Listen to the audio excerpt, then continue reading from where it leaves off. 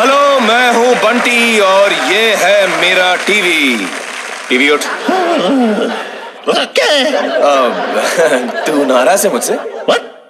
नहीं, रात को 1 बजे तुझे गुलाब जामुन खाना हो तो रेसिपी बताता हूँ मैं, सुबह 5 बजे शॉपिंग करनी हो तो वो भी करवाता हूँ मैं। अरे मेरे बाप को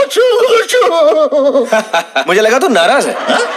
अरे यार, ये आदमी है कि पजामा? अरे समझा कर यार, ये सब टाटा स्काई है ना, उसकी एक्टिव सर्विसेज की वजह से हो रहा है। हाँ, पर उसमें तेरा भी हाथ है। करेक्ट। सिर्फ टाटा स्काई की एक्टिव सर्विसेज हो तो टीवी आपके इशारों पर नाचेगा। इससे आप दिन रात जब दिल करे रेसिपी सीख सकते हैं, शॉपिंग कर सकते हैं, बच्चों को साइंस, मैथ्स, जीके सिखा सकते हैं और बहुत कुछ। टीवी चीयर अप यार। अबे चुप! ये एक्टिव सर्विस ने तो मुझे ना पपेट बना दिया। अरे नहीं रियली।